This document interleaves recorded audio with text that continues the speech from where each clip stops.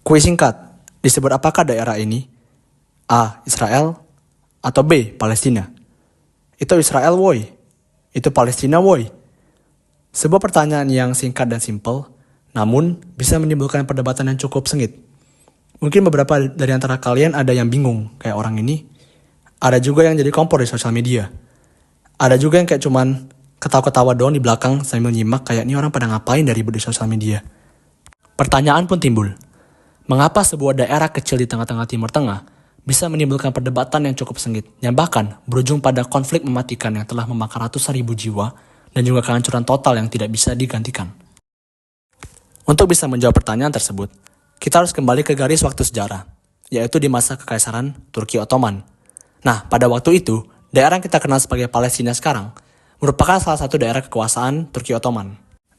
Dan berbeda dari persepsi umum, yang selalu mengasumsikan bahwa bangsa Arab dan Yahudi di tanah Palestina selalu merupakan musuh bebuyutan, pada kenyataannya secara umum, masyarakat Arab dan Yahudi hidup secara damai dan berdampingan sebagai warga Ottoman.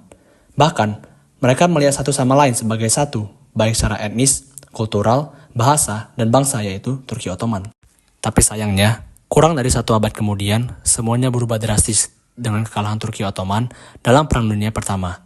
Nah, Inggris dan Prancis sebagai pemenang, kemudian membuat perjanjian Sykes-Picot yang pada dasarnya berisi, wilayah bekas Turki Ottoman akan dibagi-bagi menjadi mandat Inggris dan Prancis, di mana tanah Palestina jatuh di bawah mandat Inggris dan diberi nama British Mandate of Palestine.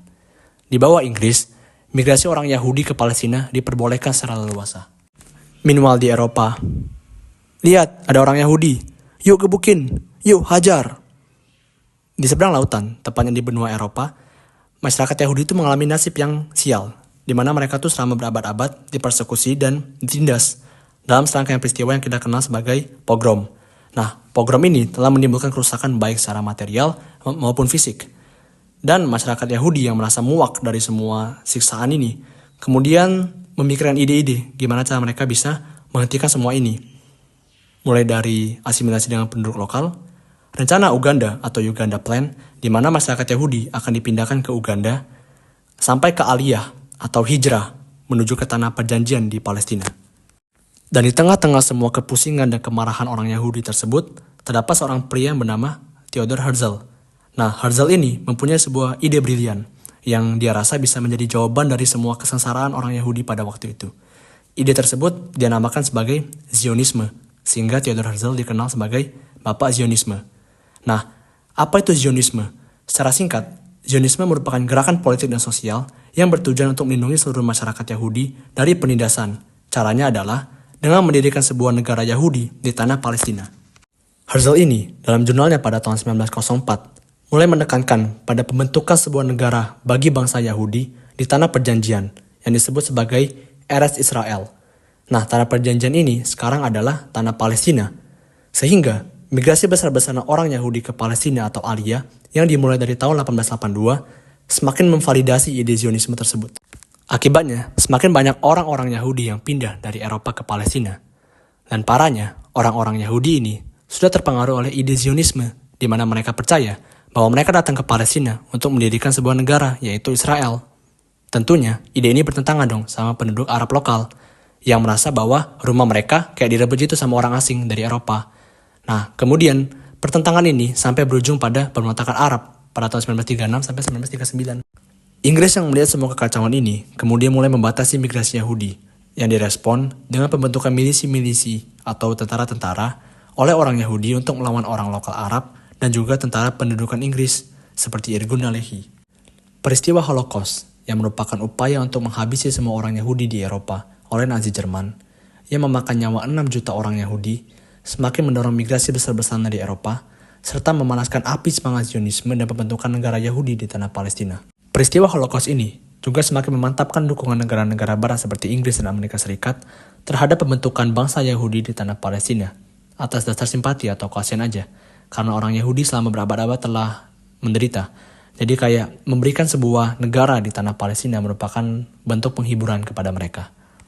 Dan Inggris merupakan salah satu negara yang sangat mendukung keputusan ini dengan dikeluarkannya deklarasi Balfour pada tahun 1917 yang isinya pada dasarnya mendukung pembentukan rumah nasional bagi orang Yahudi di tanah Palestina, sekaligus memantapkan ide Zionisme Herzl untuk segera diimplementasikan.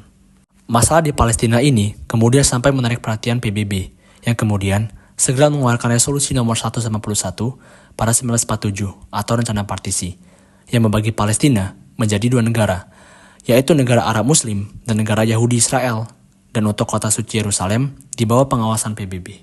Keputusan ini tentunya ditolak dong oleh penduduk Arab Muslim, karena mereka merasa nggak adil. Mereka sebagai mayoritas dapat tanah yang cuma kecil di rencana partisi ini atau sekitar 44% dibandingin penduduk Yahudi yang notabene merupakan pendatang dari Eropa. Nah, tapi Israel kayak bodo amat, dan pada 15 Mei 1948, Israel mendeklarasikan kemerdekaannya secara sepihak, yang kemudian disusul oleh serangan koalisi negara Arab untuk menghancurkan Israel di hari berikutnya. Peristiwa berdirinya negara Israel ini, ditambah pembantaian di desa-desa Arab oleh milisi Yahudi, kemudian dikenal sebagai Nakbah atau Hari Malapetaka bagi masyarakat Palestina. Nah, negara Israel yang baru berdiri ini kemudian harus berperang sebanyak 2 kali melawan koalisi bangsa Arab yang terdiri dari Mesir, Irak, Yordania, Lebanon, dan Suriah, yaitu Perang 6 Hari pada tahun 1967 dan Perang Yom Kippur pada tahun 1973.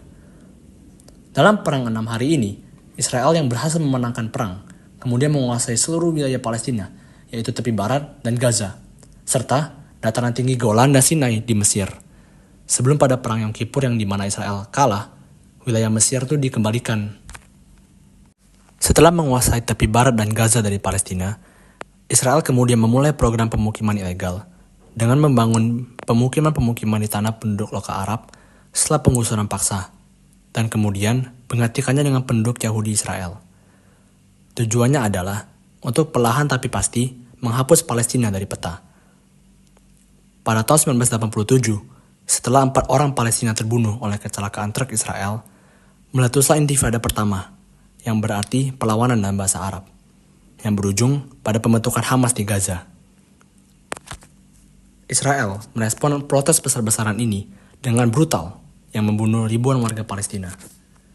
Untuk menghentikan semua kekacauan ini, Palestina diwakili oleh Palestinian Liberation Organization atau PLO, kemudian menandatangani sebuah perjanjian dengan Israel pada tahun 1953 yang dinamakan Perjanjian Oslo. Perjanjian Oslo ini pada dasarnya berisi pengakuan Palestina akan berdirinya negara Israel dengan sistem 2 negara, dan pembentukan Palestinian Authority atau pemerintahan sementara di tepi barat dan Gaza sebagai pemerintahan resmi Palestina. Meskipun begitu, perjanjian ini gagal, dikarenakan pada tahun 2000, Intifada kedua meletus lagi, setelah gesekan antara masyarakat Arab dan Yahudi mulai membesar. Israel kembali menguasai wilayah tepi barat dan Gaza dan memulai program pemukiman ilegal lagi. Nah, Intifada kedua ini berakhir setelah pemimpin PLO Yasser Arafat meninggal dunia, dan kemudian timbul perpecahan antara Hamas dan Fatah yang merupakan partai terbesar dalam konfederasi PLO di Gaza. Fatah kemudian ditendang keluar dari Gaza, yang kemudian dikuasai oleh Hamas secara sepenuhnya, yang dianggap lebih berani dan radikal dalam menghadapi kekerasan Israel. Setelah itu, Hamas terus melawan pendudukan Israel sampai sekarang. Pada tahun 2009, Benjamin Netanyahu kembali menjabat sebagai Perdana Menteri Israel, setelah sebelumnya menjabat selama 3 tahun, dari tahun 1996 sampai 1999. Netanyahu ini, seperti yang kita semua tahu, terkenal akan retorika anti-Palestina dan juga anti-solusi 2 negara, serta kebijakan-kebijakan radikalnya yang sangat pro-Yahudi serta terkesan anti-Muslim. Hal inilah ditambah pelecehan Israel terhadap Masjid Al-Aqsa, serta kebijakan pemukiman ilegal yang kemudian mendorong Hamas untuk melancarkan serangan mendadak pada 7 Oktober 2023. Israel yang kaget kemudian merespon dengan invasi besar-besaran ke Gaza. Ratusan ribu nyawa telah melayang sia-sia, dan ribuan lainnya pergi untuk mencari perlindungan sejak meletusnya perang tersebut. Israel menghadapi banyak tuduhan kejahatan perang, bahkan genosida terhadap masyarakat Palestina, yang berpuncak pada perintah ICJ atau International Court of Justice kepada Israel untuk menginvestigasi seluruh tuduhan tersebut dan untuk tidak melakukannya kembali, serta menuntut untuk membuka akses bantuan internasional kepada para korban perang dan pengungsi. Netanyahu sendiri menolak keputusan tersebut dan mengatakan tetap akan melindungi bangsa Israel dengan menuruti hukum internasional. Dan sampai sekarang, tidak ada yang tahu bagaimana arah perang ini akan berakhir. Meskipun begitu, dunia internasional dan kita-kita semua semakin sadar akan kehancuran yang ditimbulkan dan akan terus berusaha untuk menghentikan pertumpahan darah tersebut.